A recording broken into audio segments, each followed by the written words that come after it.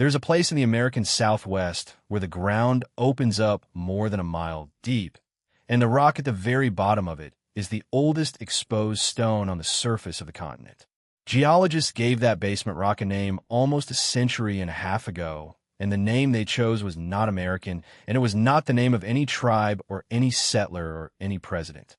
They called it the Vishnu Schist. Above it they raised names out of the same strange impulse, one temple after another. And they carved those names onto the government maps where they still sit today. There is a formation in the canyon they named Isis Temple. There's one they named Osiris Temple. And there's a great red mass they named the Tower of Ra. And beside it a darker one they named the Tower of Set. There is a Buddha temple and a Brahma temple and a Shiva temple and a Zoroaster temple. And there is a broad flat height they named for the god of the Egyptian dead. A person could stand on the south rim of the Grand Canyon at sunrise and look out across a landscape that carries the names of the oldest gods of the old world. And almost nobody who stands there ever asks the obvious question, which is why did the men who mapped a canyon in Arizona reach halfway around the planet and pull the names of drowned religions up out of the dust to hang them on American stone? The easy answer is that they were educated men with a taste for the exotic. And that is the answer you will be given if you ask. It is a reasonable answer. It is also an answer that stops exactly where the interesting part begins. Because when you set those names down next to what a much older people wrote on clay 4,000 years before any surveyor ever saw the Colorado River, the coincidence starts to feel less like a coincidence and more like an echo. The Sumerians, who were the first people on Earth to write anything down at all, left behind a body of warnings about the deep places of the world. They wrote about what lives beneath the ground. They wrote about a domain under the earth that was sealed by the gods themselves, sealed on purpose, sealed against us. And they wrote about what would happen to the human race if that seal were ever broken. And in 7 separate places, on 7 separate matters, across tablets that were pressed and baked and buried and dug back up thousands of years later, they left something that reads less like poetry and more like a caution handed down from people who had already seen the thing go wrong once. This is a documentary about those 7 warnings and about the canyon that seems to answer them. To understand why any of this should raise the hair on the back of your neck, you have to understand who the Sumerians actually were. Because the schoolbook version does them a quiet violence. It files them under primitive. It files them under early. Yet, it puts them at the bottom of the ladder of progress. The fumbling first step, the people who came before, the people who mattered. That picture is wrong. And every serious historian of the ancient Near East knows it is wrong. The Sumerians were not the bottom of the ladder as far as the written record of the human species reaches. They were the top of it, the origin point. The ones who were already there when everyone else arrived. There is Sumer, and then there is everything that came after Sumer. And the distance between those two things is the distance between silence and speech. They invented writing. Not a form of writing, not a regional style of writing, but the act itself. The very technology that lets these words reach you across time. They pressed a cut reed into wet clay in the flat, hot country between the Tigris and the Euphrates. And in doing so, they became the first human beings who could speak to people they would never meet, including us. They invented the wheel that turns under every vehicle you have ever ridden in. But they invented the plow that turned a salt marsh into the breadbasket of the ancient world. They cut the hour into 60 minutes and the minute into 60 seconds.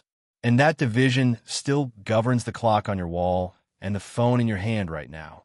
More than 4,000 years after the men who chose the number 60 went into the ground. They mapped the movements of the planets with a precision that later astronomers spent millennia trying to match. Now they wrote the first laws, the first contracts, the first love songs, the first lullabies, and the first complaint letters, including a famous one from a man who was furious about receiving the wrong grade of copper. These were not simple people. These were the founders of the entire human project of remembering things on purpose. So when a people like that, the people who taught the rest of us how to keep a record, sit down and press a warning into clay and take the trouble to bake it hard so that it will survive, the correct response is not to laugh. The correct response is to lean in and read it very carefully, because whatever else they were not careless, and they were not in the habit of writing things down for no reason. Their tablets are tax records and star charts and legal rulings. They're the furthest thing from idle. And scattered through that vast, serious archive, there's a thread of something darker. A set of statements about the world beneath the world, and about a thing that was put down there and shut away, and about the danger of ever bringing it back up into the light. The people who first noticed this thread were not at the start treasure hunters or television hosts. They were translators. They were the philologists of the 1800s and the early 1900s who taught themselves to read a dead script off broken clay, working by lamplight in the back rooms of museums, and who found themselves copying out sentences that made them deeply uncomfortable. Still, they found a creation story in which human beings are manufactured deliberately as a labor force by beings who came down from the sky. They found a flood story older than the one in their own Bibles, with the same ark and the same survivor and the same bird sent out to find dry land, except that in the older version the flood is not a punishment for sin. It is an extermination order given by a ruler who has simply decided that the human race has become too numerous and too loud and too aware, and who wants us gone. They found lists of kings who ruled for tens of thousands of years before a great flood swept the whole arrangement away. And they found again and again the insistence that certain things had been locked below and were to stay locked below, and that the sealing of the deep was one of the founding acts of the ordered world. Most of them did what careful scholars are trained to do. They called it mythology, filed it, and moved on. A few of them could not let it go. And in the centuries since, a second tradition has grown up alongside the academic one. A tradition that takes these tablets at something closer to their word, that asks what it would actually mean if the first writers on earth were not inventing their gods, but reporting them. That second tradition is where this story lives.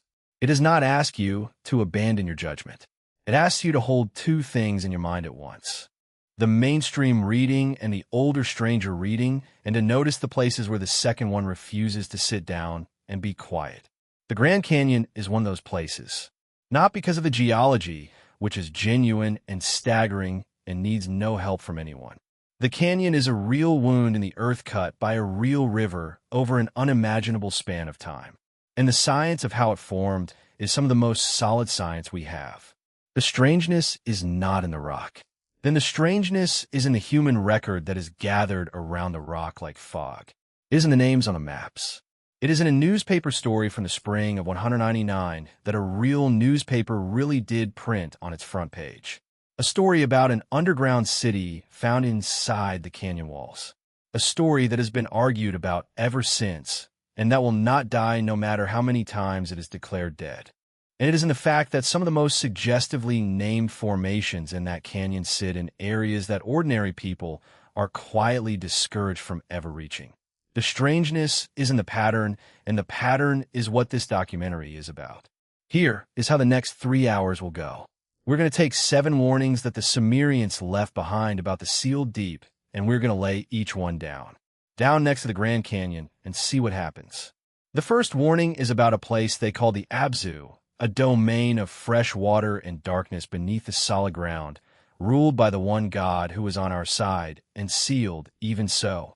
The second is about 7 beings who came up out of that deep to teach the human race everything it knows, and who were sent back down and shut away when the teaching was done. Yet the third is about a gate with a guardian and a hero who forced it open and what came through. The fourth is about the flood and the terrible possibility that the flood was not a disaster, but a method, a way of burying something so that it could never be found. The fifth is about a list of drowned cities and impossible kings, and where a buried age might still be lying. But the sixth is about a set of forbidden decrees, the operating instructions of reality itself, that were stolen and fought over and finally locked away where no one could reach them. And the seventh is about the gate of the